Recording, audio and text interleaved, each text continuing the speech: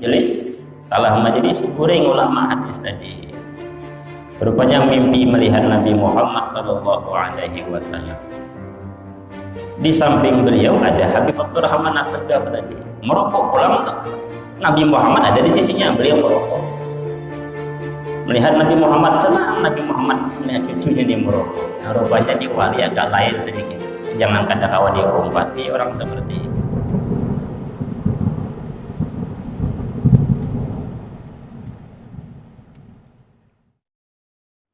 Ada namanya Habib Abdurrahman As-Sagaf di Mekah. Beliau perokok, kemana-mana merokok, sambung putih, merokok sambung putih. Habis sambung, pulang habis sambung. Suka hadir dalam majelis ilmu, dibaca hadis, belajar hadis. Memang beliau ada modul di depan, ujung di sudut duduk. Orang mulai majelis sudah dia duduk. Dulu zaman dulu, ini lain zaman dulu masih Sunni Mekah. Sekarang kan Wahabi sudah. Zaman dulu kalau duduk di majelis ta'lim itu dia di sudut memang rokok. Sembahyangnya kadang dia pakai salat rawatib qabliyah ba'diyah. Dia sembahyang wajib benar ya. Habis salam, assalamualaikum warahmatullahi, assalamualaikum warahmatullahi. Tolak kemanakah? Baru pulang. Wali majuduk mungkin. Ada seorang ulama hadis ketika hadir di dalam majelis tadi melihat ada yang merokok. Ya Habib Abdurrahman As-Sagaf tadi merokok. Sarik ulama hadis ini. Haram hukumnya rokok. Lagi di majelis. Padahal ulama hadis tadi bukan yang mengajar, cuma umpat belajar. Yang mengajar kadang mengusir beliau, kenapa ham? Ini wali Allah satu deh, jangan diempati. Kadang-kadang diikuti seperti itu, orangnya agak menjeduk. Betul. Katanya yang ulama hadis, wahai syekh, menyatakan pada yang belajar, kenapa tidak engkau usir orang ini? Khusus sana katanya, nyuruh Habib Abdurrahman ini, jauh-jauh, jangan merokok di sini. Beliau santai saja merokok. Kata beliau, engkau ini alim, cuman mengusir orang apakah ini rumahmu? Kata beliau, apakah di majelis-majelismu? Kalau andai kata yang punya majelis mengusir saya keluar. Bujur juga. Apa haknya mengusir? Ia pun belajar di sana. Yang mengusir tadi.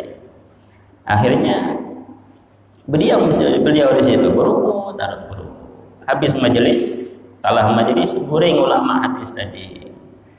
Rupanya mimpi melihat Nabi Muhammad sallallahu alaihi wasallam. Di samping beliau ada Habib Abdurrahman As-Sagaf tadi, merokok pulang. Nabi Muhammad ada di sisinya, beliau merokok. Melihat Nabi Muhammad senang, Nabi Muhammad melihat cucunya dia merokok. Nah, rupanya di wali agak lain sedikit. Jangan kata kawan dia umpati orang seperti ini. Melihat mimpi melihat seperti itu. Langsung beliau bangun mencari Habib Abdurrahman, minta maaf. Rupanya beliau wali Allah. Dilihat sholat kada sholat, rawatib qabliyah ba'diyah. Sholatnya hanya yang wajib, zuhur, asar, maghrib, isya, subuh. Qabliyah subuh kada digawi. Kan digawi qabliyah zuhur, ba'diyah zuhur kan digawi. Yang penting yang wajib aja digawi. Kenapa? Rupanya memang sholat itu kan untuk mengingat kepada Allah. Beliau itu sembahyang atau kada sembahyang ingat terus kepada Allah. Jadi kada sembahyang lagi. Karena sholat untuk mengingat Allah. Beliau sembahyang kah? Kada sembahyang kah? Tiap detik ingat kepada Allah. Apalagi sembahyang. Kecuali yang wajib. Yang wajib beliau tetap sembahyang. Habis itu beliau lagi sembahyang. Namun kita penyakit sembahyang pun lalai. Allahu Akbar ingat. Habis itu kunci mana? Tedayan masih ada, hari hendak hujan. Nah itu kan kita banyak lalainya, padahal banyak sembahyangnya.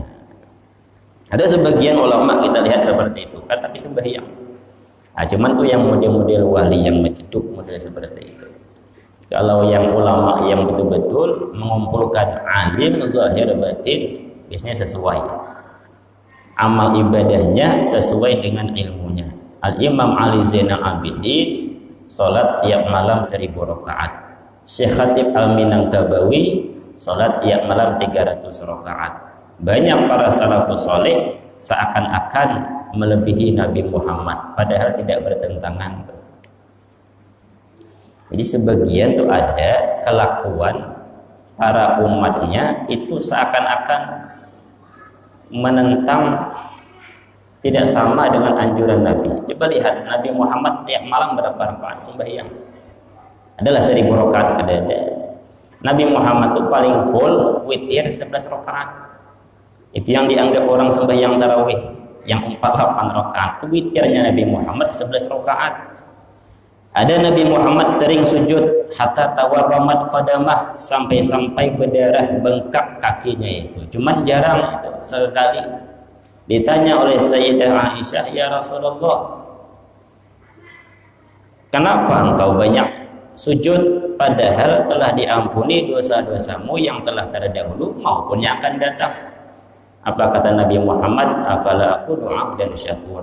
Apakah tidak pantas aku ini menjadi hamba yang bersyukur? Sekali beliau banyak sembahyang. Nah, cuman rata-rata tiap malam 11 rakaat. Ada sahabat yang lain puasa disambung. Senin, umpama, Selasa, 3 hari berturut-turut. Karena mau buka, dilaporkan oleh sahabat yang lain kelakuan sahabat ini karena mau buka puasa, dilaporkan pada Nabi Muhammad. Kata Nabi Muhammad, "Wa'ati kulli haqqin haqqah." Berikan yang punya hak tuh haknya. Kalau bangun malam jangan semalaman. Kenapa? Ada hak mata, ya hendak buring juga.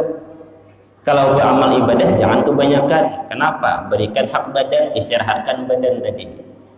Ada hak perut, kalau hendak puasa buka, jangan 3 hari berturut-turut kalau mau buka. Itu kan anjuran syariat. Kenapa Nabi Muhammad menganjurkan, mencontohkan seperti itu? Karena beliau qudwah.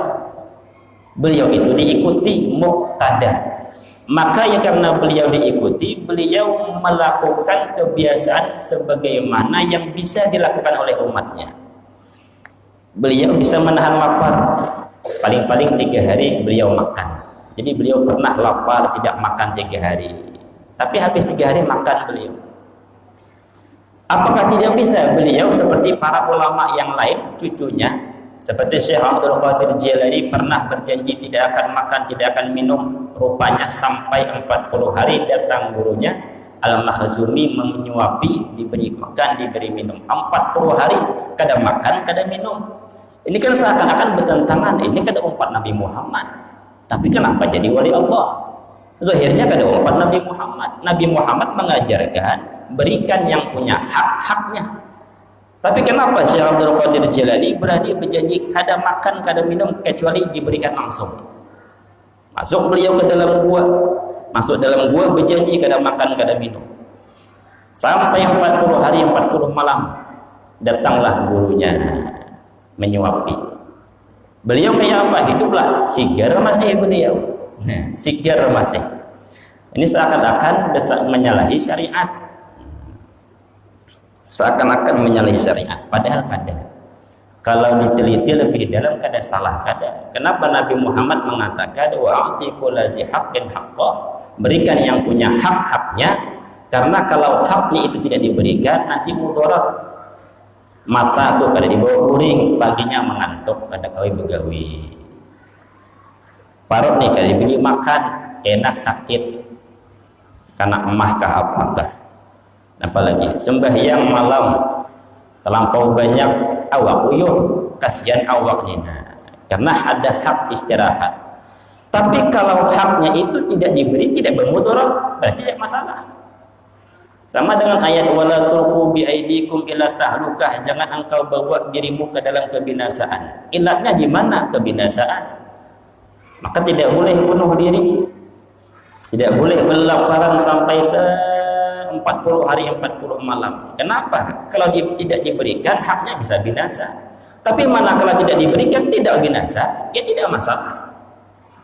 Seperti di Syekh Abdul Qadir 40 hari 40 makan kada makan, sigar aja beliau. Nah, kenapa? Memang terbiasa menahan lapar sudah. Jadi kada bertentangan dengan hadis, tidak bertentangan dengan syariat Al-Quran. wala tulqu bi aydikum ila tahluka.